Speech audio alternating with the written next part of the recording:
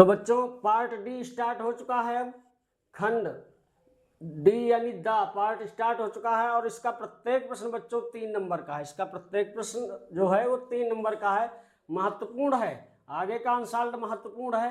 अब ये long question चालू हुए हैं तो इनमें एक दो जो तुम स्वयं कर सकते हो वो उनको हम बता देंगे कि बुक से इसको बना सकते हो, तो उनको तो नहीं बताया जाएगा। बाकी सारे क्वेश्चन ये भी तुमको सॉल्व कराए जाएंगे।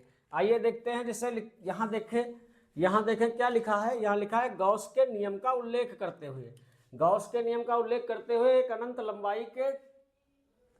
लंबाई के एक समान आवेशित सीधे तार के कारण उत्पन्न वैद्युत क्षेत्र का सूत्र प्राप्त करो। ये प्रश्न बच्चों 3 नंबर का है, महत्वपूर्ण है। गॉस की प्रमेय में, जो गॉस के प्रमेय का चैप्टर वैद्युत क्षेत्र है, उसमें गॉस की प्रमेय और गॉस के प्रमेय के 3 अनुप्रयोग हैं। हम तीनों अनुप्रयोग, जैसे एक अनुप्रयोग यहाँ हो जाएगा और 2 अनुप्रयोग इसके बचेंगे तो आगे के अनसॉल्व्डों में हो जाएंगे। इसमें से एक क्वेश्चन जरूर आना है, या तो गॉस की प्रमेय आएगी या गॉस की प्रमेय का एक अनुप्रयोग आएगा। और जब गॉस की प्रमेय का अनुप्रयोग पूछा जाएगा तो इस प्रकार से पूछा जाएगा। सबसे पहले तो तुमसे गॉस की प्रमेय पूछेगा, जैसे गॉस के नियम का उल्लेख करते हुए, मतलब कह रहा है पहले गॉस के नियम का आप उल्लेख करें, उसके बाद एक अनंत लंबाई के एक समान आवेशित सीधे कार्य के कारण उत्पन्न वैद्युत क्षेत्र का सूत्र प्राप्त करो। तो हमको बच्चों गॉस की प्रमेय क्या लिखना है, किसी बंद पृष्ठ, अगर कोई ये बंद पृष्ठ है तो किसी बंद पृष्ठ से होकर गुजरने वाला कुल वैद्युत फ्लक्स, किसी बंद पृष्ठ से होकर बच्चों गुजरने वाला जो कुल वैद्युत फ्लक्स होता है, इसे फाई ई से लिखते हैं। फाई ई, फाई का मतलब फ्लक्स होता है, ई का मतलब इलेक्ट्रिक फ्लक्स। तो किसी बंद पृष्ठ से होकर गुजरने वाला कुल वैद्युत फ्लक्स उस पृष्ठ द्वारा घिरे नेट चार्ज का, मान लीजिए ये बंद पृष्ठ जो है इसके भीतर क्यू चार्ज है, नेट चार्ज इसके भीतर क्या है, क्यू है, तो उस बंद पृष्ठ द्वारा घिरे नेट चार्ज का 1/ε0 गुना होता है। ये किसकी प्रमेय है बच्चों, ये गॉस की प्रमेय है। क्या लिखना है गॉस की प्रमेय में, किसी बंद पृष्ठ से होकर गुजरने वाला कुल वैद्युत फ्लक्स उस पृष्ठ द्वारा घिरे नेट चार्ज का 1/ε0 गुना होता है। यानी फाई बराबर Q/ε0, जहां ε0 बच्चों क्या है, निर्वात की वैद्युतशीलता है। तो फाई बराबर Q/ε0, ये गॉस की प्रमेय होती है। इसके बाद देखिए इसमें डेरिवेशन क्या लगा हुआ है, इसमें डेरिवेशन लगा हुआ है। तो उम्मीद है ये प्रमेय आप लिख सकते हो कि किसी बंद पृष्ठ से होकर गुजरने वाला कुल वैद्युत फ्लक्स उस पृष्ठ द्वारा घिरे नेट आवेश का 1/ε0 गुना होता है। इसके बाद जो डेरिवेशन लगा है उस डेरिवेशन पर अपने आते हैं। देखिए डेरिवेशन लगा है, इस नियम का, गॉस के नियम का उल्लेख करना था तो ये तो हमने कर दिया। इसके बाद है एक अनंत लंबाई के एक समान आवेशित सीधे तार के कारण उत्पन्न विद्युत क्षेत्र का सूत्र प्राप्त करो। तो अनंत लंबाई, अच्छा बच्चों थोड़ा यहाँ पर समझ लेना कि ये अनंत लंबाई क्या होती है तार की। अनंत लंबाई का मतलब ये नहीं होता है कि तार की लंबाई 10, 20, 50 किलोमीटर हो। अनंत लंबाई का मतलब अगर तार 1 मीटर भी लंबा है, मान लीजिए कोई तार है, इसकी लंबाई कितनी है, 1 मीटर है, और जो बिंदु P है, कोई बिंदु ए, इसके तार से स्मॉल r लंबवत दूरी पर कोई बिंदु P है। अब ये डिस्टेंस, तार से बिंदु की डिस्टेंस मान लीजिए 1 मिलीमीटर है। कितनी है, तार से इस बिंदु की दूरी कितनी है, 1 मिलीमीटर। तो 1 मीटर में अगर मिलीमीटर देखे जाए बच्चों तो कितने होंगे, 1 मीटर में 1000 मिलीमीटर होंगे।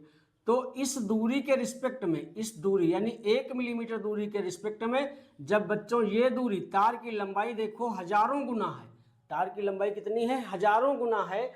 तो इस कंडीशन में इस दूरी के रिस्पेक्ट में हम तार की लंबाई को अनंत मान लेंगे, तार की लंबाई को अनंत मान लेंगे। यानी 1 मीटर, 2 मीटर, 3 मीटर लंबाई का तार भी अनंत हो सकता है उस कंडीशन में जब तार से उस बिंदु की दूरी बहुत कम हो, जिस बिंदु पर हम वैद्युत क्षेत्र ज्ञात कर रहे हो। तो ये बात आपके समझ में आ गई होगी। अब बढ़ते हैं अपने मेन टॉपिक की ओर। तो देखिए यहाँ कहता है एक अनंत लंबाई का तार है, मान लिया ये कोई अनंत लंबाई का तार है, एक अनंत लंबाई के एक समान आवेशित, इसको हमने +Q आवेश दिया जो इस पर एक समान रूप से वितरित हो गया है, जो इस पर एक समान रूप से बच्चों क्या हो गया है, वितरित हो गया है। तो एक समान आवेशित सीधे तार के कारण उत्पन्न विद्युत क्षेत्र का सूत्र। अब यहाँ पर देखिए जो आवेश का वितरण है बच्चों वो रेखीय है। जो आवेश का वितरण है, आवेश एक रेखा के अनुदिश जब वितरित होता है तो इसे आवेश का रेखीय वितरण कहते हैं। और किसी तार की, मान लीजिए कोई तार है, किसी तार की एकांक लंबाई पर उपस्थित आवेश की मात्रा को उस तार का रेखीय आवेश घनत्व कहते हैं। यानी लैम्डा बराबर होता है क्यू बटे एल। इसका मतलब ये हुआ बच्चों, मान लीजिए कोई तार ए बी है, इसकी कुल लंबाई 5 मीटर है। इसकी कुल लंबाई कितनी है? 5 मीटर है। और इस पर जो टोटल चार्ज हमने इस तार को दिया वो दे दिया 20 कूलाम। कितना दे दिया? 20 कूलाम।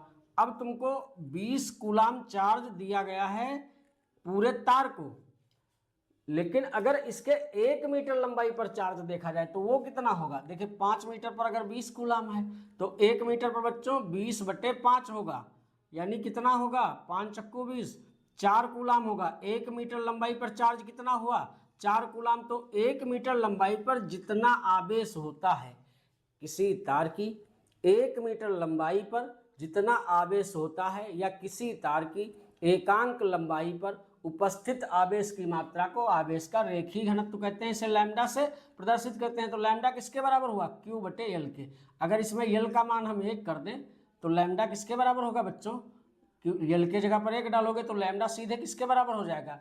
क्यू के। यानी किसी तार की एकांक लंबाई पर, एक को फिजिक्स में एकांक कहते हैं, तो किसी तार की एकांक लंबाई पर उपस्थित आवेश की मात्रा को आवेश का रेखीय घनत्व कहते हैं। इसे लैम्डा से प्रदर्शित करते हैं। तो इस प्रकार से ये आवेश का रेखीय घनत्व आप समझ गए होंगे। तो यहाँ रफ किए देते हैं। अब देखिए, माना इसमें भाषा लिखोगे, माना एक अनंत लंबाई का तार है जिसे प्लस क्यू आवेश दिया गया है जो इस पर एक समान रूप से वितरित हो जाता है। माना एक अनंत लंबाई का तार है, माना एक अनंत लंबाई का सीधा तार है जिस पर प्लस जिसको प्लस क्यू आवेश दिया गया है जो इस पर एक समान रूप से वितरित हो जाता है, जिसके कारण तार के आवेश का पृष्ठ घनत्व, जिसके कारण तार के आवेश का पृष्ठ घनत्व लैम्डा हो जाता है। आवेश का पृष्ठ घनत्व कितना हो जाता है बच्चों? लैम्डा हो जाता है। अब देखिए, माना तार से स्मॉल आर लंबवत दूरी पर, माना तार से कितनी दूरी पर बच्चों? स्मॉल आर लंबवत दूरी पर कोई बिंदु पी है। माना तार से स्मॉल आर लंबवत दूरी पर कोई बिंदु पी है। बिंदु पी पर वैद्युत क्षेत्र ज्ञात करना है। तो इतनी भाषा आप लिख सकते हो कि माना अनंत लंबाई का एक सीधा चालक तार है जिसे प्लस क्यू आवेश दिया गया है, जिसके आवेश जो इस पर एक समान रूप से वितरित हो जाता है, जिसके आवेश का पृष्ठ घनत्व लैम्डा है। माना तार से स्मॉल आर लंबवत दूरी पर कोई बिंदु पी है। बिंदु पी पर वैद्युत क्षेत्र ज्ञात करना है। क्या ज्ञात करना है? उस बिंदु पर इलेक्ट्रिक फील्ड ज्ञात करनी है। इसके लिए क्या करते हैं बच्चों? स्मॉल आर त्रिज्या, इसके लिए स्मॉल आर त्रिज्या तथा स्मॉल एल लंबाई के, इसके लिए स्मॉल आर त्रिज्या तथा स्मॉल एल लंबाई के एक काल्पनिक बेलन की कल्पना इस प्रकार करते हैं कि बिंदु पी इसकी सतह पर आ जाए। कि बिंदु पी कहाँ जाए बच्चों? इस काल्पनिक बेलन की सतह पर आ जाए। तो इस काल्पनिक बेलन को, इस कंडीशन में इस काल्पनिक बेलन को गॉसियन पृष्ठ कहते हैं। इस काल्पनिक बेलन को क्या कहते हैं बच्चों? गॉसियन पृष्ठ कहते हैं। यहाँ पर क्या था? यहाँ पर जैसे ये तार था, तार से स्मॉल आर दूरी पर बच्चों कोई बिंदु था, तो तुमने क्या किया? तार के चारों ओर स्मॉल आर त्रिज्या के एक ऐसे काल्पनिक बेलन की कल्पना कर ली है कि ये बिंदु पी इसकी सतह पर आ जाए। कि बिंदु पी कहाँ जाए? इसकी सतह पर आ जाए। अब बिंदु पी के चारों ओर एक सूक्ष्म क्षेत्रफल हम डीए की कल्पना करते हैं। बिंदु पी के चारों ओर एक सूक्ष्म क्षेत्रफल क्या मान लिया? क्या माना है? डीए मान लिया। बड़ा क्षेत्रफल ए से लिखा जाएगा, छोटा क्षेत्रफल बच्चों डीए से लिखा जाएगा। अब देखिए, यहाँ पर जो क्षेत्रफल वेक्टर होगा, किसी तल पर क्षेत्रफल वेक्टर जो बच्चों होगा वो अभिलंबवत होगा और बाहर की ओर होगा। तो क्षेत्रफल वेक्टर डीए किधर होगा? यहाँ पर बच्चों बाहर की ओर होगा। तो क्षेत्रफल वेक्टर को वेक्टर डीए लिखते हैं। और धन आवेश के कारण, किस आवेश के कारण? धन आवेश के कारण किसी बिंदु पर जो वैद्युत क्षेत्र की तीव्रता होती है वो भी बच्चों किधर होती है? बाहर की ओर होती है। किधर होती है? बाहर की ओर होती है। तो इस बिंदु P के लिए देखिए बच्चों, वेक्टर E और वेक्टर डीए सेम डायरेक्शन में आ गए। वेक्टर E और वेक्टर डीए सेम डायरेक्शन में आ गए। तो जब सेम डायरेक्शन में आ गए तो वेक्टर E और वेक्टर डीए के बीच कोई कोण नहीं बनेगा। तो बिंदु P के लिए जो थीटा होगा वो 0 होगा। बिंदु P के लिए जो थीटा होगा वो क्या होगा? 0 होगा। अब यहाँ अगर इसके सतह पर, बेलन की सतह पर अगर हम कोई सूक्ष्म क्षेत्रफल डीए ले, तो इसका जो एरिया वेक्टर होगा बच्चों, वो एरिया वेक्टर विलंबवत बाहर की ओर होगा तो ऊपर की ओर आ जाएगा, और धन आवेश के कारण जो विद्युत क्षेत्र की तीव्रता लगेगी वो इस डायरेक्शन में यानी तार से दूर की ओर लगेगी। यहाँ पर जो एरिया वेक्टर, वेक्टर डीए और वेक्टर ई के बीच एंगल बनेगा, कोण बनेगा, वो कितने डिग्री बनेगा बच्चों? 90 डिग्री। तो जहाँ पर वेक्टर ई, जहाँ पर विद्युत क्षेत्र और क्षेत्रफल वेक्टर के बीच कोण 90 होता है, वहाँ से कोई फ्लक्स पास नहीं होता, वहाँ से कोई फ्लक्स पास नहीं होता। तो ना तो इस सतह से कोई फ्लक्स गुजरेगा और ना तो इस सतह से कोई फ्लक्स गुजरेगा। जो फ्लक्स पास होगा, जो फ्लक्स पास होगा मतलब इस बेलन के भीतर जो नेट चार्ज घिरा है उसके कारण जो फ्लक्स पास होगा वो सिर्फ इसके वक्र पृष्ठ से। वक्र पृष्ठ क्या होता है बेलन का? जैसे मार्कर बेलन है तो ये वाला जो क्षेत्रफल है ये वक्र पृष्ठ है। जब इसमें सिरों के क्षेत्रफल ऐड कर दिए जाते हैं तो संपूर्ण पृष्ठ बन जाता है। तो इसके सिरों से कोई फ्लक्स पास नहीं होगा, सिर्फ वक्र पृष्ठ से फ्लक्स पास होगा। तो यहाँ पर हम लिखेंगे बिंदु P के चारों ओर, क्या लिखेंगे बच्चों? लिखेंगे बिंदु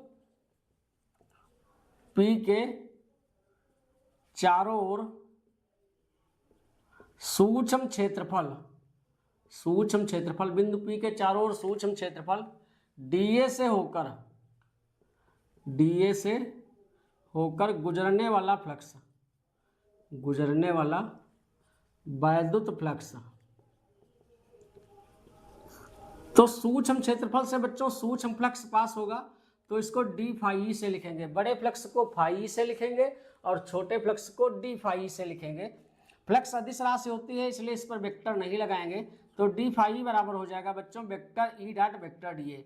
ई डॉट डीए का जो अदिश गुणन होता है उसे ही वैद्युत फ्लक्स कहते हैं। तुमने पढ़ा होगा फर्स्ट ईयर में vector a dot vector b, दो सदिशों की जो अदिश गुणा होती है, ए डॉट बी बच्चों होता है a b cos theta. Vector a का परिमाण ए होता है, इसमें वेक्टर बी का परिमाण बी होता है, कास थीटा ए और बी के बीच की कोज्या होती है। तो यहाँ पर इसी प्रकार से अगर देखा जाए तो जैसे ए डॉट बी होता है ए बी कास थीटा, उसी प्रकार से बच्चों ई डॉट डी ए हो जाएगा E d A cos theta. क्या हो जाएगा? E d A cos theta. तो डी फाई बराबर क्या होगा? अब ये हो जाएगा ई डी ए कास। अब देखिए वक्र पृष्ठ के लिए थीटा कितना है बच्चों? 0 है, तो डी फाई बराबर ई डी ए कास 0 की वैल्यू बच्चों 1 होती है। तो डी फाई बराबर अब क्या प्राप्त होगा? डी फाई बराबर प्राप्त होगा ई डी ए। क्या प्राप्त होगा? ई डी ए। और तुम इसके बाद देखिए बच्चों अब दोनों पक्षों का समाकलन कर देंगे। क्या करेंगे? दोनों पक्षों का समाकलन करने पर, जब समाकलन करेंगे तो इधर हो जाएगा इंटीग्रेशन डी फाई और इधर हो जाएगा ई इंटू डी ए। दरअसल देखिए डी जिसमें लगा है वो चर है और जिसमें डी नहीं लगा है वो अचर है। तो डी फाई का इंटीग्रेशन बच्चों फाई होता है। क्या होता है? फाई होता है। ई 1 डी ए का, जैसे 1 डी फाई का इंटीग्रेशन फाई होता है, उसी प्रकार से 1 डी ए का इंटीग्रेशन या समाकलन ए होता है। 1 डी ए का समाकलन क्या होता है? ए होता है। अब फाई को, अब यहीं पर समझिए, अब फाई को गॉस की प्रमेय के अनुसार अगर हम तोड़ेंगे तो फाई बराबर क्या होता है बच्चों? क्यू बटे एप्सिलॉन नॉट। क्या होता है? क्यू बटे एप्सिलॉन नॉट बराबर ई। और ए क्या है? ए यहाँ पर बेलन का वक्र पृष्ठ है, तो बेलन के वक्र पृष्ठ को किसमें ब्रेक कर देंगे? 2 पाई आर एच, 2 पाई आर एच। एच का काम इसकी लंबाई यहाँ पर क्या करेगी? मान लीजिए यहाँ पर बेलन की लंबाई क्या है? एल है, तो एच का काम यहाँ कौन करेगा? एल करेगा। अब यहाँ से जब हम ई निकालेंगे तो ई बराबर बच्चों क्या होगा? ई पहले किसके बराबर होगा? क्यू बटे एप्सिलॉन नॉट। और ये जो गुणे का नंबर है ये इधर बराबर में आएगा तो बटे में आएगा बच्चों, तो बटे में क्या हो जाएगा? 2 पाई आर एल, यानी ई इज इक्वल टू हो जाएगा बच्चों क्यू बटे 2 पाई हम पहले लिख लें, इंटू में अब एप्सिलॉन लिख दें, इंटू में बच्चों आर एल कर दें।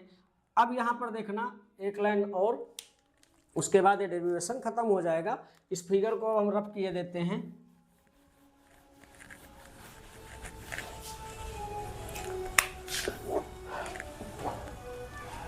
क्यू बराबर, क्यू निकालना है तो हमने अभी बताया है लैम्डा बराबर बच्चों क्या होता है? क्यू अपान एल। लैम्डा बराबर क्या होता है? क्यू अपान एल। यहाँ से क्रॉस मल्टीप्लाई करेंगे तो क्यू बराबर क्या होगा? Lambda L. क्यू बराबर क्या हो जाएगा? Lambda L.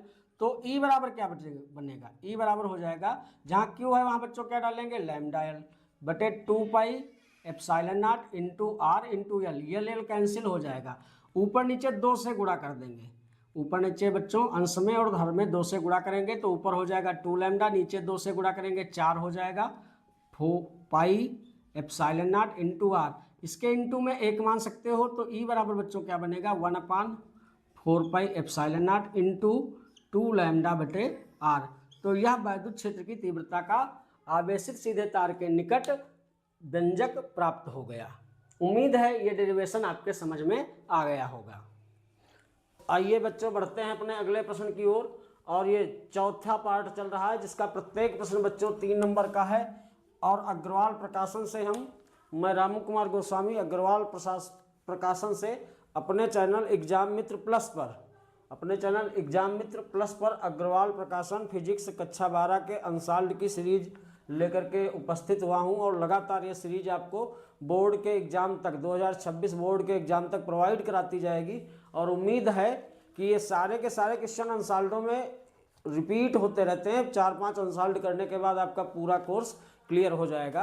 तो आइए बढ़ते हैं अपने अगले प्रश्न की ओर। ये प्रश्न 3 नंबर का है बच्चों। इसमें क्या रहा है, इसमें कह रहा है अनुचुंबकीय प्रतिचुंबकीय तथा लौह चुंबकीय पदार्थों में विभेद कीजिए तथा प्रत्येक का एक एक उदाहरण दीजिए। तो सबसे पहले हमने यहाँ पर इनकी परिभाषाएं आपको बताने का प्रयास करने के लिए लिख दिया है कि जैसे अनुचुंबकीय क्या होते हैं। अनुचुंबकीय वह पदार्थ जो बाह्य चुंबकीय क्षेत्र में रखे जाने पर, वह पदार्थ जो बाह्य चुंबकीय क्षेत्र में रखे जाने पर क्षेत्र की दिशा में मामूली सा या थोड़ा सा आकर्षित होते हैं।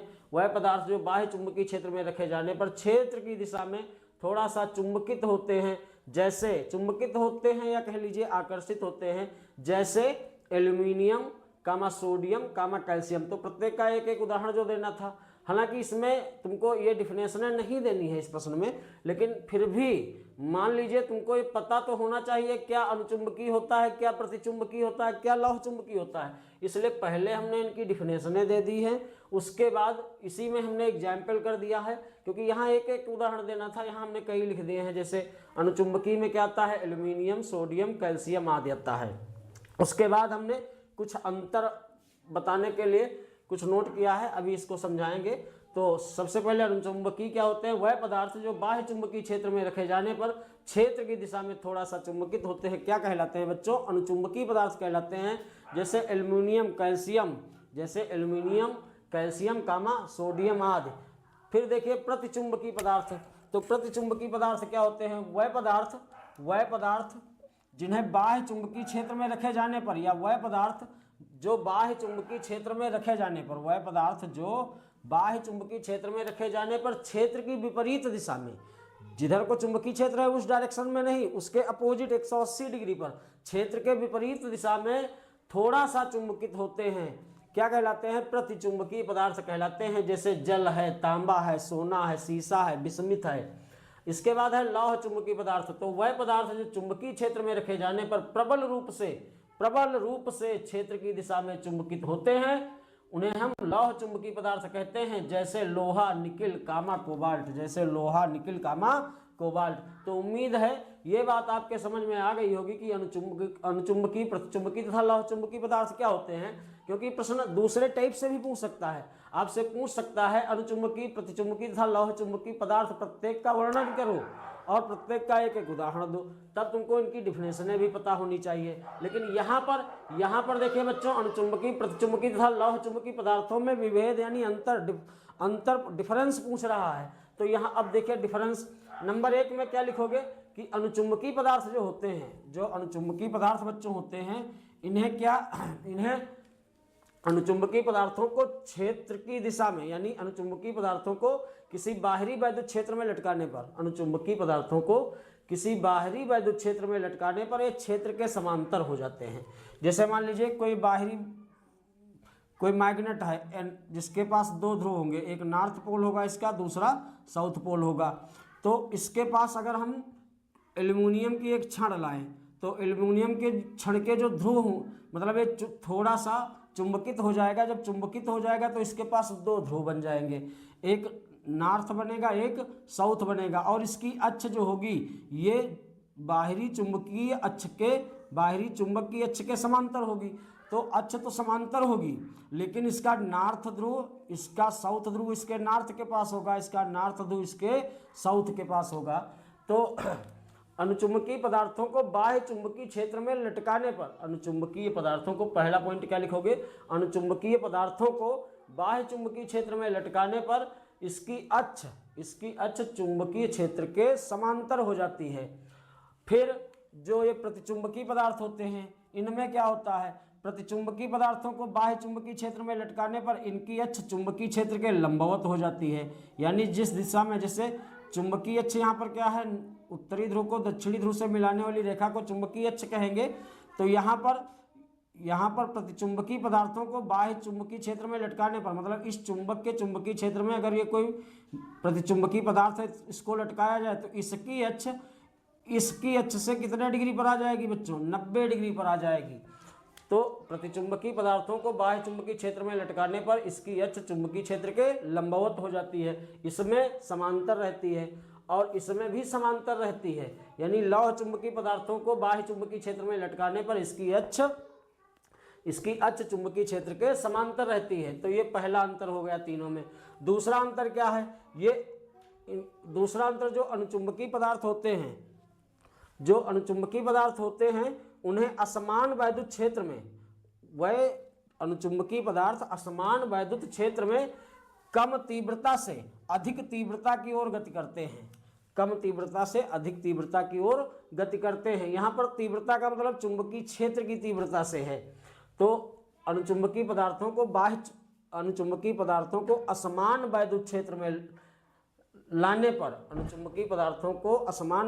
में लाने पर ये कम चुंबकीय क्षेत्र की तीव्रता से अधिक चुंबकीय क्षेत्र की तीव्रता की ओर गति करते हैं। फिर प्रतिचुंबकीय पदार्थ इसके उल्टे नियम का पालन करते हैं, यानी प्रतिचुंबकीय पदार्थों को असमान वैद्युत क्षेत्र में लाने पर ये उच्च तीव्रता से निम्न तीव्रता की ओर गति करते हैं। और जो लौह चुंबकीय पदार्थ होते हैं बच्चों, इनको असमान वैद्युत क्षेत्र में लाने पर ये कम तीव्रता से उच्च तीव्रता की ओर गति करते हैं। यहाँ पर Li का मतलब लो इंटेंसिटी, Hi का मतलब है हाई इंटेंसिटी। फिर अनुचुंबकीय पदार्थ में अगले पॉइंट में क्या लिखोगे, तीसरे पॉइंट में, इनकी जो आपेक्षिक वैद्युशीलता होती है, आपेक्षिक वैद्युशीलता को बच्चों एप्सिलॉन नॉट से रिप्रेजेंट किया जाता है। इनकी आपेक्षिक वैद्युशीलता 1 से अधिक होती है। किनकी, अनुचुंबकीय पदार्थों की। अनुचुंबकीय पदार्थों की आपेक्षिक वैद्युशीलता 1 से अधिक होती है। प्रतिचुंबकीय पदार्थों की आपेक्षिक वैद्युशीलता 1 से कम होती है। और लौह चुंबकीय पदार्थों की आपेक्षिक वैद्युशीलता 1 से बहुत अधिक होती है, बहुत अधिक होती है।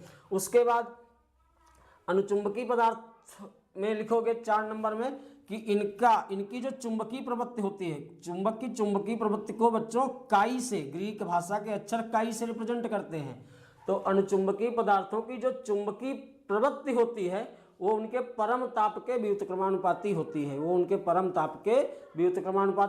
है। और जो प्रतिचुंबकीय पदार्थों की चुंबकीय प्रवृत्ति होती है, जो प्रतिचुंबकीय पदार्थों की चुंबकीय प्रवृत्ति काई होती है, वह ताप पर निर्भर नहीं करती। और लौह चुंबकीय पदार्थों की भी चुंबकीय प्रवृत्ति परम ताप के व्युत्क्रमानुपाती होती है। व्युत्क्रमानुपाती का मतलब उल्टा, हमने पिछले किसी क्वेश्चन में इसके बारे में आपको बताया है। अब देखिए, तो आइए बच्चों इसका देखिए अब चौथा पार्ट, खंड डा यानी डी पार्ट स्टार्ट हो चुका है। इस सेट 1 और जीएस 2025 के पहले सेट जीएस का ये पहला सेट चल रहा है, जिसका 4th पार्ट चालू हो चुका है। और यहाँ भी प्रत्येक प्रश्न बच्चों कितने नंबर का है, 3 नंबर का है। प्रत्येक प्रश्न बच्चों कितने नंबर का है, 3 नंबर का है। देखिए इसका जो चौथा प्रश्न दिया है बहुत ही बेहतरीन प्रश्न है, जिसके चांस परीक्षा में ज़्यादा है कि ये आएगा। इम्पॉर्टेंट प्रश्न है, इस बार भी आ सकता है। ऊर्जा बैंड के आधार पर चालकों एवं अर्धचालकों के वर्गीकरण की व्याख्या कीजिए। तो इसको बहुत ढंग से समझना है बच्चों।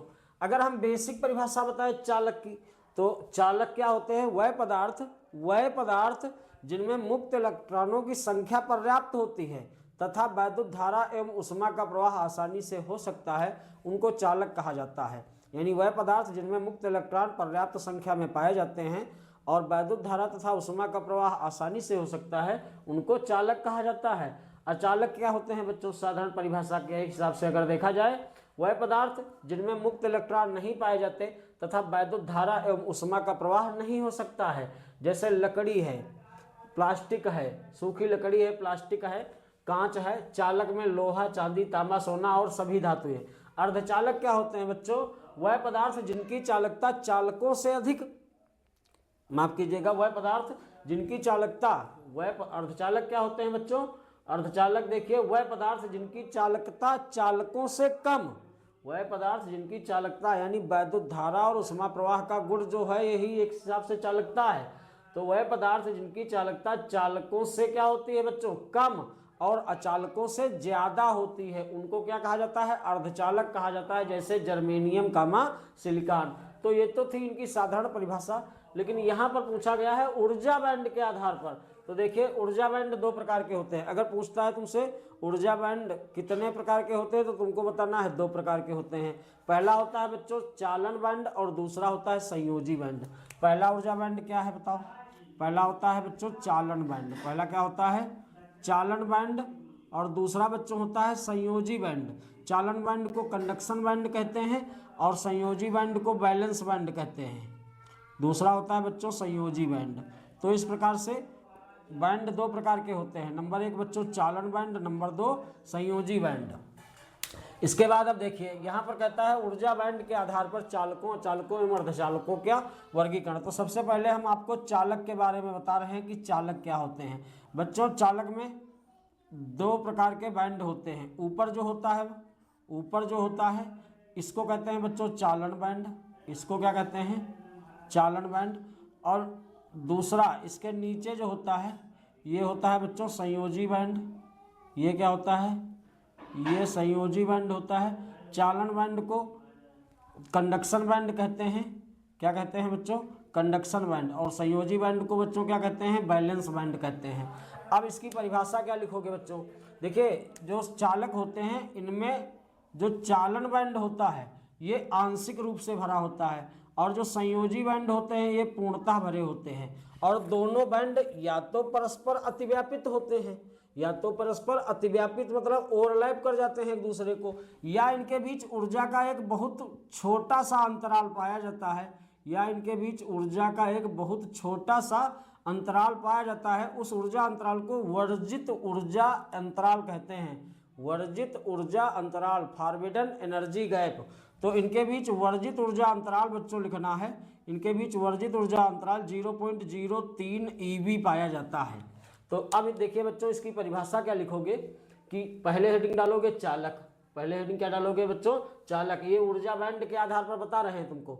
तो चालक में लिखना है वह पदार्थ जिनके चालन बैंड आंशिक रूप से भरे होते हैं, वह पदार्थ जिनके चालन बैंड आंशिक रूप से भरे होते हैं, जिनके चालन बैंड आंशिक रूप से भरे होते हैं, तथा संयोजी बैंड पूर्णतः भरे होते हैं, तथा संयोजी बैंड पूर्णतः भरे होते हैं। और चालन बैंड तथा संयोजी बैंड या तो परस्पर अतिव्यापित होते हैं या इनके बीच वर्जित ऊर्जा अंतराल बहुत कम, लगभग 0.03 ईवी पाया जाता है। इसका मतलब ये हुआ कि अगर संयोजी बैंड का कोई इलेक्ट्रॉन चालन बैंड में जाना चाहता है तो उसे मात्र कितनी ऊर्जा चाहिए, 0.03 ईवी ऊर्जा चाहिए, और वह संयोजी बैंड से कहाँ आ जाएगा, चालन बैंड में। तो इस प्रकार बच्चों ये चालक आप समझ गए होंगे कि वह पदार्थ जिनके चालन बैंड आंशिक रूप से भरे होते हैं तथा संयोजी बैंड पूर्णतः भरे होते हैं, और चालन बैंड तथा संयोजी बैंड परस्पर अतिव्यापित होते हैं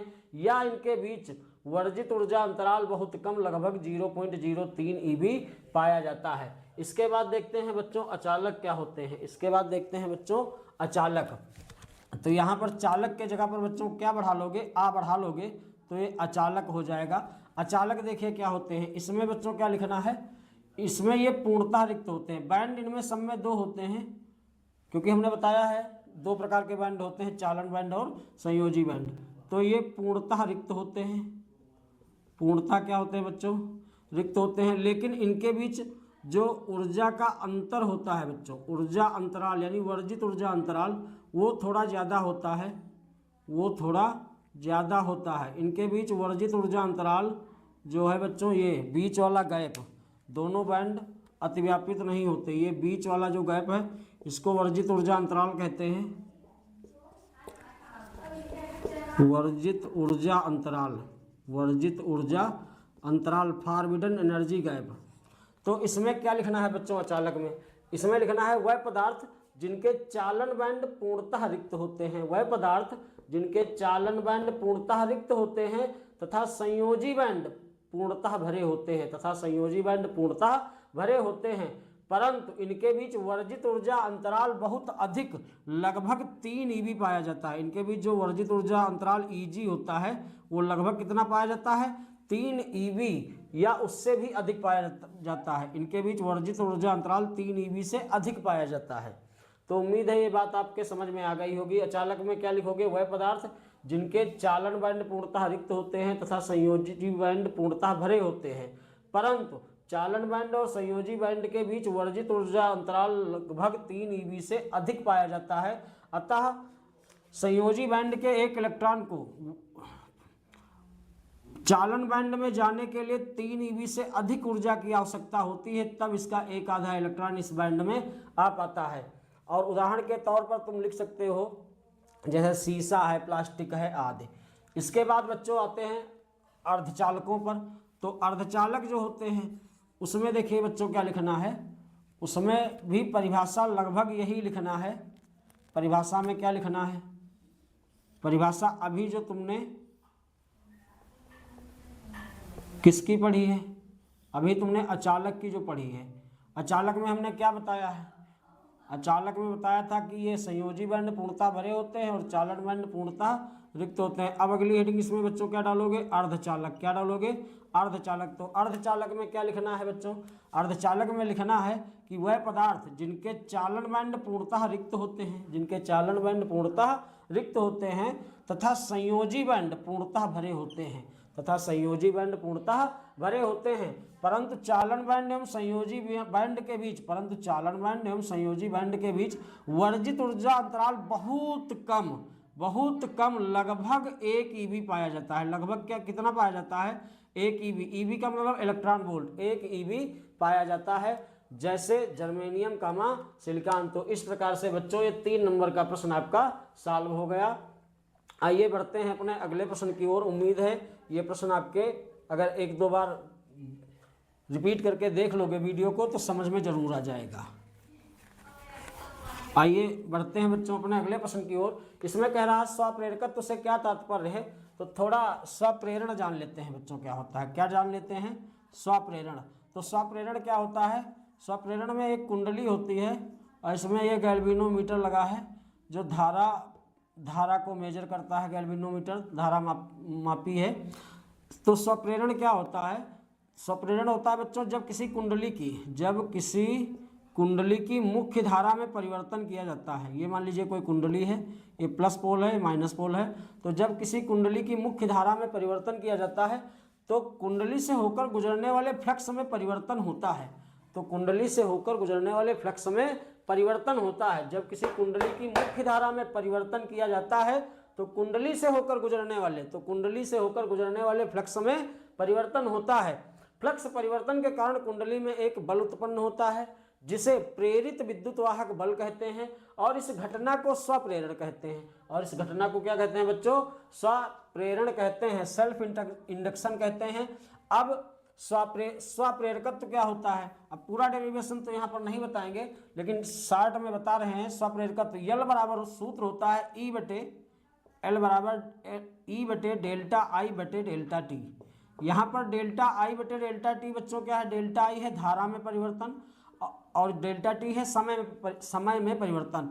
जब किसी परिवर्तन को समय से भाग दिया जाता है बच्चों, जब किसी परिवर्तन को समय से भाग दिया जाता है तो परिवर्तन की दर प्राप्त होती है। तो परिवर्तन की दर प्राप्त होती है। यहाँ पर देखिए जब हमने लिखा डेल्टा I तो ये है धारा परिवर्तन, अपान में अगर कर दें डेल्टा टी तो ये बनेगा बच्चों धारा परिवर्तन की दर। क्या बनेगा, धारा परिवर्तन की दर बन जाएगा। तो यदि इस धारा परिवर्तन की दर एकांक हो यानी 1 एम्पियर पर सेकंड हो यदि किसी परिपथ में, इसमें लिखना है बच्चों तुमको स्वप्रेरकत्व में कि यदि किसी प्रत्यावर्ती धारा परिपथ में, यदि किसी प्रत्यावर्ती धारा परिपथ में धारा परिवर्तन की दर एकांक हो, एकांक का मतलब 1 सेकंड में धारा 1 एम्पियर बदल जाए, 1 सेकंड में धारा 1 एम्पियर बदल जाए तो हम कहेंगे कि धारा परिवर्तन की दर एकांक है।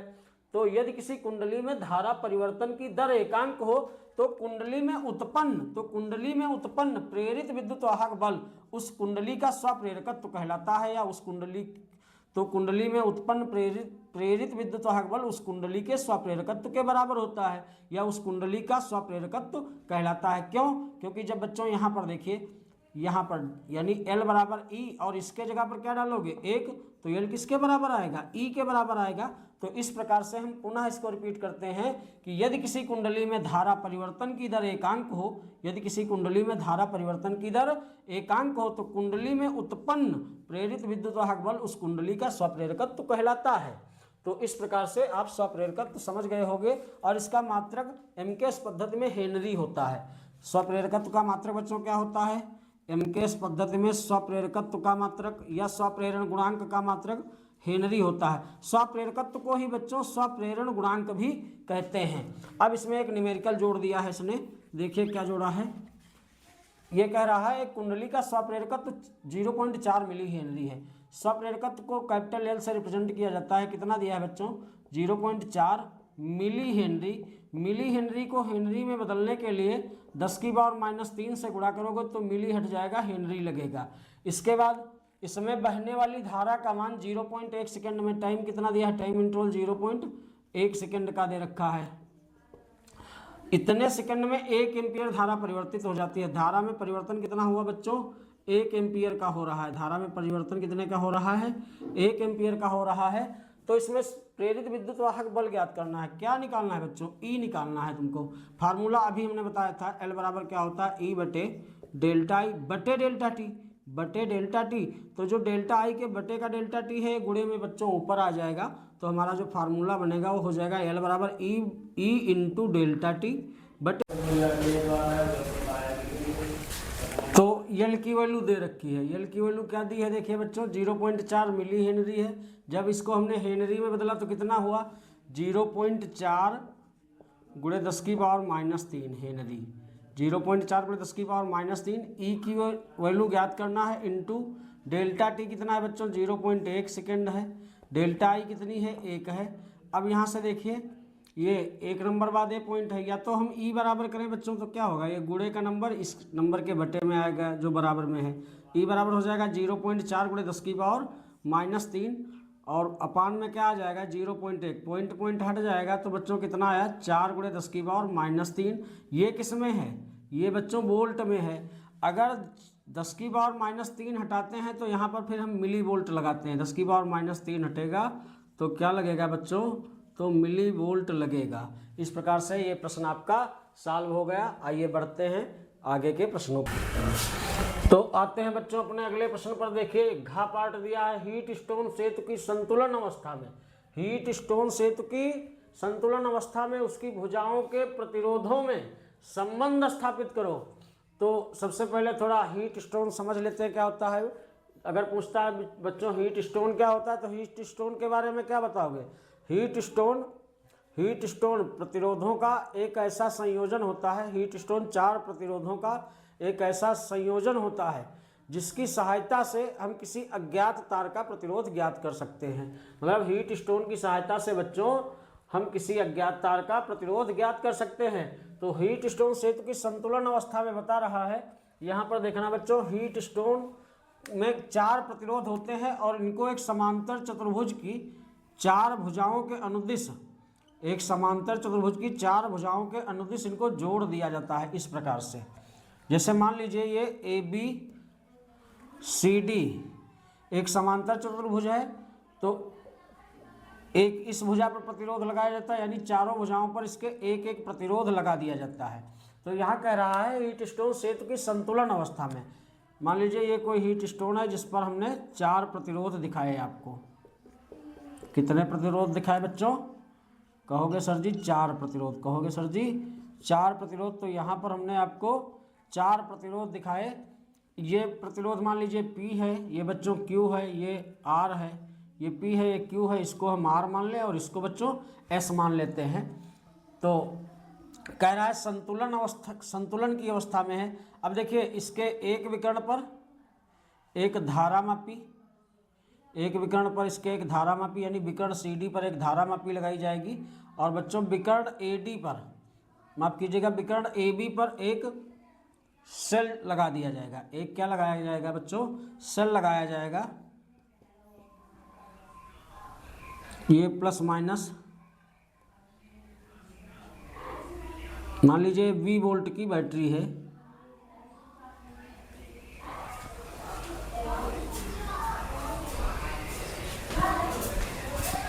ये बच्चों तुम्हारी 20 वोल्ट की कोई बैटरी लगी है। तो देखिए ये हीट स्टोन है। तो हीट स्टोन, अगर हीट स्टोन को सेतु कहते हैं। हीट स्टोन एक ऐसा ब्रिज होता है कि अगर यह संतुलन की अवस्था में होता है, संतुलन की अवस्था में इस विकर्ण वाले, अगर विकर्ण के अनुदिश कोई धारा का प्रवाह नहीं होगा यानी गैल्वेनोमीटर में विक्षेप की स्थिति, धारा विक्षेप की स्थिति शून्य होगी। जब सेतु संतुलन में होता है बच्चों तो विकर्ण पर अगर कोई प्रतिरोध लगा होगा तो उसमें कोई धारा नहीं जाएगी, या धारा मापी लगी होगी तो धारा मापी का विक्षेप शून्य आएगा, यानी इस डायरेक्शन में किसी भी धारा का प्रवाह नहीं होगा। तो कहता है हीट स्टोन सेतु की संतुलन अवस्था में उसकी भुजाओं के प्रतिरोधों में संबंध स्थापित करना है। तो हमने चार प्रतिरोधों को एक समांतर चतुर्भुज की चार भुजाओं के अनुदिश जोड़ दिया। अब मान लीजिए सेल की धारा I है, सेल की धारा बच्चों क्या है? I है। तो यह जब धारा I बिंदु A पर पहुंचेगी तो यहाँ से इसको प्रवाह के लिए दो मार्ग मिलेंगे, एक AC मार्ग मिलेगा बच्चों, एक AD मिलेगा। मान लीजिए इधर धारा I का एक हिस्सा I1 इधर चला जाता है और I का दूसरा हिस्सा I2 इधर चला जाता है, दूसरा हिस्सा I2 इधर चला जाता है। तो अब यहाँ पर देखना कि जो धारा इधर आएगी I1, वही धारा इस वाले प्रतिरोध में भी जाएगी। तो इसमें भी धारा कितनी होगी बच्चों? I1। इधर I2 जा रही है तो विकर्ण में कोई धारा नहीं जाएगी, तो इधर भी धारा कितनी जाएगी? I2। ये दोनों धाराएं बच्चों I1 I2 बिंदु B पर मिलेंगी और इस तार में कितनी धारा पुनः I1 I2 बिंदु B पर जुड़ जाएंगे। तो नेट या टोटल धारा पुनः क्या हो जाएगी? I, क्योंकि I ही तो दो पार्टों में टूटी है, I1 और I2 में। तो यहाँ बिंदु B पर जब I1 I2 जुड़ेंगे तो पुनः धारा I हो जाएगी। अब देखिए ये फिगर तुमको इतना बना लेना है, उसके बाद लिखना है यदि सेतु संतुलन में है, यदि सेतु संतुलन में है तो त्रिभुज, सबसे पहले एक लूप लेते हैं या लिख लेना बंद लूप। ये बंद लूप का मतलब ये एक त्रिभुज है, त्रिभुज ACD में, या बंद लूप ACDA में, बंद लूप देखो बच्चों हम कहाँ से चले? A से चले ACDA में। और इसमें या तो हम क्लॉकवाइज घूमेंगे या एंटी क्लॉकवाइज घूमेंगे और किरचॉफ का दूसरा नियम लगाएंगे, किरचॉफ के सेकंड नियम से। तो किरचॉफ का सेकंड नियम लगाने के लिए या तो पूरे लूप में आप क्लॉकवाइज घूमें या एंटी क्लॉकवाइज। मान लीजिए हम यहाँ पर क्लॉकवाइज घूम रहे हैं बच्चों, तो सबसे पहले जब हम A से C तक जाएंगे तो धारा और इसके संगत प्रतिरोध की गुणा करेंगे तो ये बच्चों क्या हो जाएगा? I1P। फिर A से C तक आ गए, धारा और प्रतिरोध की हमने गुणा कर ली है I1P। क्योंकि किरचॉफ का द्वितीय नियम तुमको पता होगा बच्चों, किसी भी बंद लूप में धारा की दिशा में चलने पर धारा और प्रतिरोध का गुणा धन चिन्ह के साथ लिखा जाता है और धारा के विपरीत चलने पर धारा और प्रतिरोध का गुणा ऋण चिन्ह के साथ लिखा जाता है। तो दूसरा नियम होता है किरचॉफ का, किसी भी बंद पास के लिए धारा तथा उसके संगत प्रतिरोधों के गुणनफलों का बीजगणितीय योग उस बंद पास में लगे समस्त वैद्युतवाहक बलों के बीजगणितीय योग के बराबर होता है। तो यहाँ से यहाँ तक चले धारा की दिशा में तो धारा प्रतिरोध की गुणा प्लस चिन्ह की लिखी, यहाँ से यहाँ तक कोई धारा नहीं है तो जो धारा शून्य है तो यहाँ से यहाँ तक कोई भी गुणनफल हमको नहीं प्राप्त होगा। जब हम D से A तक आएंगे तो D से A तक जब आ रहे हैं हम, क्योंकि हम एंटी क्लॉकवाइज घूम रहे हैं, तो यहाँ से यहाँ तक आने में धारा के विपरीत चलेंगे तो धारा और प्रतिरोध की गुणा माइनस चिन्ह की लिखी जाएगी। तो बच्चों हो जाएगा I2R। और इस लूप में कोई भी सेल नहीं लगा, सेल तो यहाँ लगा है, इस इतने लूप में ACDA में कोई सेल नहीं लगा है। तो जब सेल नहीं लगा तो सेल का नेट विद्युत वाहक बल क्या होगा बच्चों? 0 हो जाएगा। यहाँ से देखिए I1P बराबर करोगे I2R, इधर आएगा तो प्लस का हो जाएगा। इसको बच्चों हम समीकरण नंबर क्या मान लेंगे, 1 मान लेंगे। इसी प्रकार ये वाला अगर लूप ले लेंगे, बंद लूप DCBD में, तो इसमें बच्चों अगर हम किरचॉफ का द्वितीय नियम लगाते हैं, मान लीजिए इसमें भी हम क्लॉकवाइज एक चक्कर पूरा करते हैं, तो C से B तक जब आएंगे तो धारा I1 है, प्रतिरोध Q है, तो I1Q की गुणा I1Q होगी। ये गुणा धनात्मक होगी क्योंकि C से B तक धारा की दिशा में चल रहे हो। जब B से D तक आओगे तो धारा के अपोजिट आ रहे हो, तो I2S की गुणा बच्चों ऋणात्मक होगी, बराबर यहाँ से यहाँ तक कोई धारा नहीं है, तो बराबर इस लूप में भी कोई विद्युत वाहक बल नहीं लगा है, तो उस जो नेट विद्युत वाहक बल होगा वो शून्य होगा। कोई सेल नहीं लगा है तो उसका नेट विद्युत वाहक बल शून्य होगा। यहाँ से I1Q बराबर करोगे I2S, इधर आएगा बच्चों तो प्लस का हो जाएगा। इसको समीकरण क्या मानेंगे, 2 मानेंगे। अब अगर हम समीकरण 1 को 2 से डिवाइड कर दें, समीकरण 1 को बच्चों 2 से डिवाइड कर दें, तो बाएं पक्ष को बाएं पक्ष से भाग देंगे और दाहिने पक्ष को दाहिने पक्ष से भाग देंगे। तो I1P को डिवाइड करोगे बच्चों I1Q से, बराबर में I2R को बच्चों डिवाइड करोगे I2S से, तो देखिए यहाँ I1 कटेगा, यहाँ I2 कटेगा, तो यदि सेतु संतुलन में होगा तो P/Q किसके बराबर होगा, R/S। यह इसके चारों प्रतिरोधों में संबंध होता है, तो इस प्रकार से यह समझ में आ गया होगा कि किसी संतुलित हीट स्टोन के लिए जो उसके प्रतिरोधों में संबंध होता है बच्चों, वो होता है P/Q बराबर R/S, P/Q बराबर R/S। अब इस क्वेश्चन को आसानी से आप समझ सकते हो। अब आइए बढ़ते हैं अगले प्रश्न की ओर। इसमें अथवा में एक क्वेश्चन दे रखा है। देखिए पढ़िए क्या दिया है, एक ही धातु के 3 तारों की लंबाइयाँ दी हैं।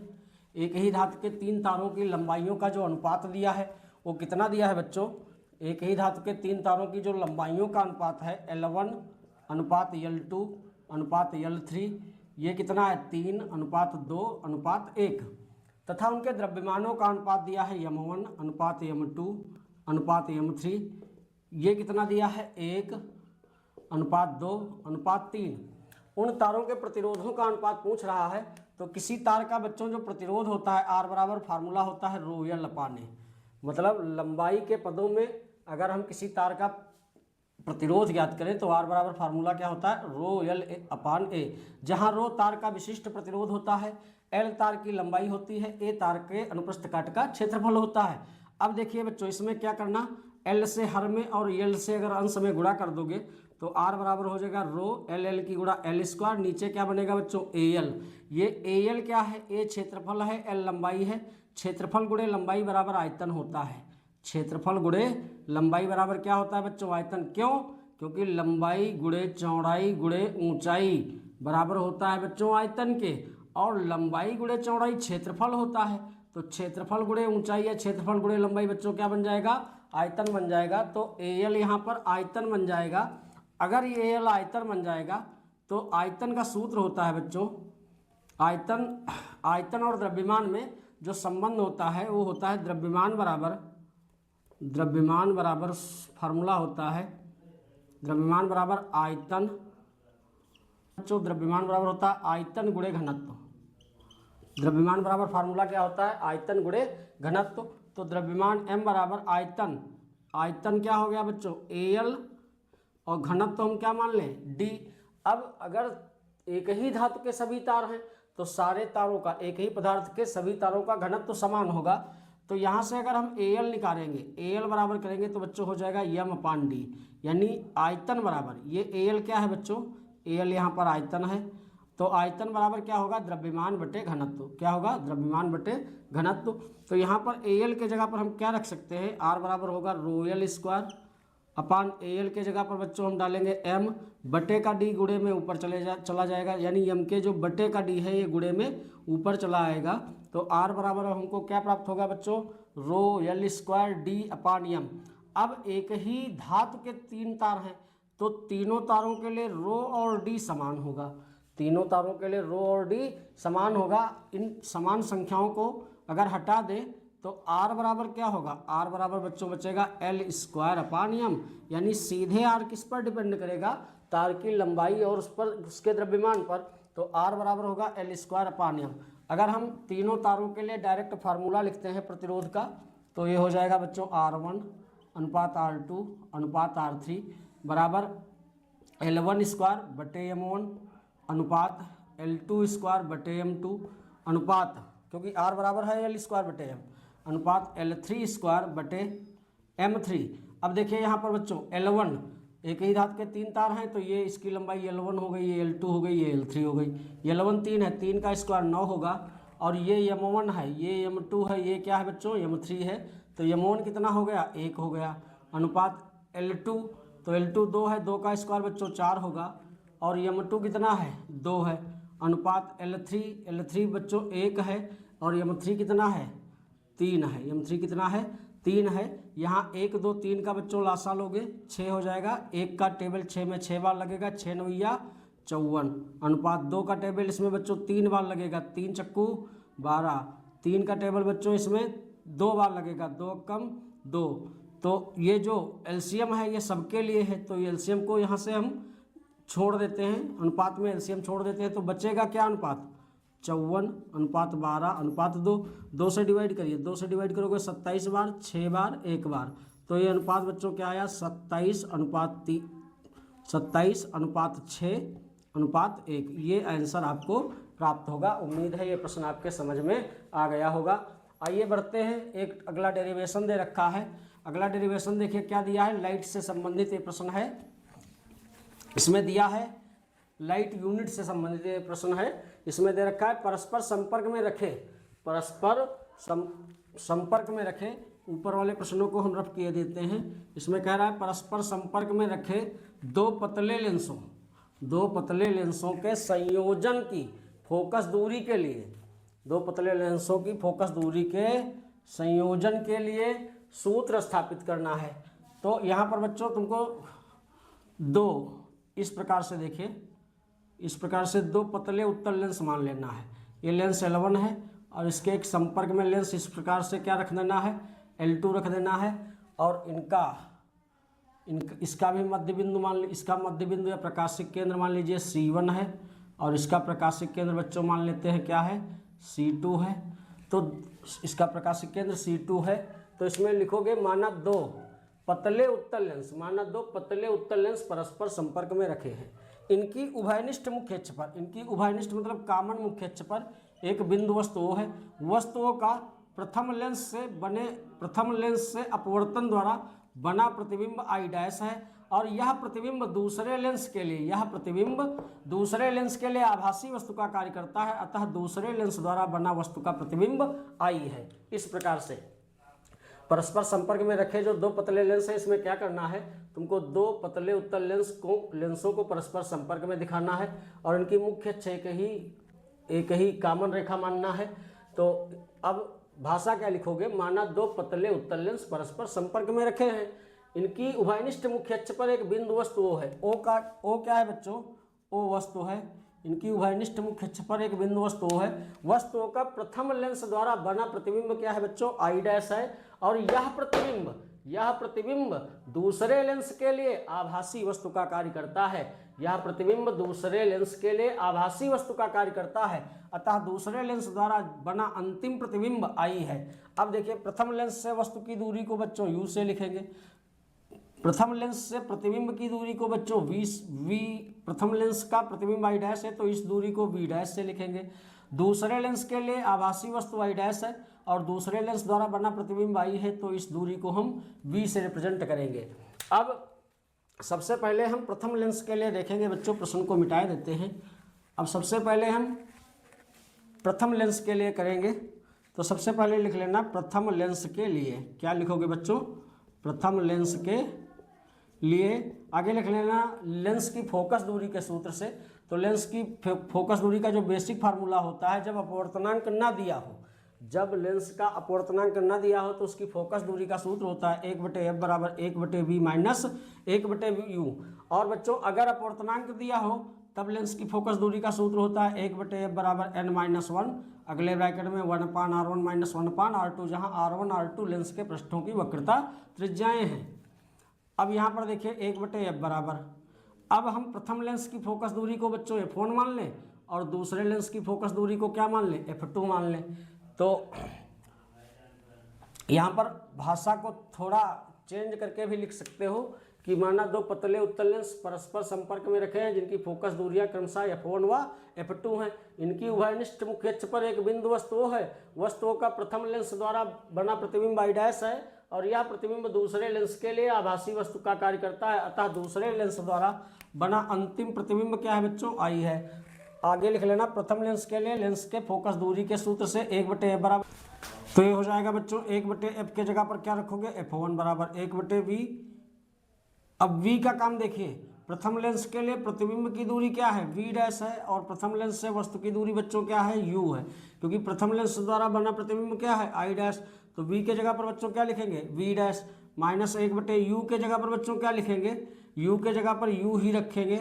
इसको मान लेंगे समीकरण नंबर क्या, 1, इसको मानेंगे समीकरण 1। अब लिखेंगे दूसरे लेंस के लिए या द्वितीय लेंस के लिए, फॉर सेकेंड लेंस, द्वितीय लेंस के लिए। तो दूसरे लेंस के लिए जब बच्चों लिखेंगे तो यही फार्मूला होगा 1/f बराबर 1/v माइनस 1/u, यानी 1/f के जगह पर बच्चों f2 रखेंगे क्योंकि दूसरे लेंस की फोकस दूरी क्या है, f2 है, बराबर 1/v के जगह पर v ही रखेंगे क्योंकि दूसरे लेंस द्वारा बना प्रतिबिंब I है और दूसरे लेंस से प्रतिबिंब की दूरी क्या है, v। लेकिन दूसरे लेंस से जो वस्तु है की दूरी है वो क्या है बच्चों, v', क्योंकि दूसरे लेंस के लिए I' आभासी वस्तु है। तो जहाँ पर u है वहाँ पर क्या रखेंगे, v'। इसको समीकरण क्या मानेंगे, 2 मानेंगे। अब बच्चों समीकरण 1 व 2 को ऐड करेंगे। समीकरण 1 व 2 जोड़ने पर जब जोड़ेंगे तो बाएं पक्ष में बायां पक्ष जुड़ेगा 1/f1 plus 1/f2, 1/f1 plus 1/f2, और दाहिने पक्ष में दाहिना पक्ष जुड़ेगा तो 1/v' minus 1/u plus 1/v minus 1/v'। दाहिने पक्ष में हमने दाहिना पक्ष जोड़ा, बाएं पक्ष में बायां पक्ष जोड़ा। यहाँ देखिए माइनस का 1/v' और प्लस का 1/v' कैंसिल हो जाएगा तो हो जाएगा 1/f1 प्लस 1/f2 बराबर 1/v प्लस वाला नंबर पहले लिख लीजिए, माइनस 1/u माइनस वाला नंबर बाद में लिखिए। तो होगा बच्चों 1/f1 प्लस 1/f2 और 1/v माइनस 1/u किसके बराबर होता है, 1/v माइनस 1/u किसके बराबर होता है बच्चों, 1/f के। तो यहाँ पर क्या लिखेंगे, 1/f। अब दरअसल जो लेंस की क्षमता होती है, किसी लेंस की क्षमता उसकी फोकस दूरी के व्युत्क्रम के बराबर होती है। तो 1/f को लेंस की क्षमता P कहते हैं, 1/f को लेंस की क्षमता P कहते हैं। दरअसल लेंस क्या करते हैं बच्चों, लेंस प्रकाश की किरणों को मोड़ देते हैं। उत्तल लेंस हो या क्या हो बच्चों, या अवतल लेंस हो, लेंस प्रकाश की किरणों को मोड़ देते हैं। लेंस के इस गुण को लेंस की क्षमता कहते हैं और किसी लेंस की क्षमता उसकी फोकस दूरी के व्युत्क्रम के बराबर होती है। तो 1/f को P कहेंगे, इसी प्रकार 1/f1 को P1 कहेंगे प्लस 1/f2 को बच्चों P2 कहेंगे। तो जो संयुक्त लेंस की क्षमता बच्चों प्राप्त हुई P बराबर P1 प्लस P2। और लेंस की क्षमता का मात्रक बच्चों डायोप्टर होता है, लेंस की क्षमता का मात्रक डायोप्टर होता है।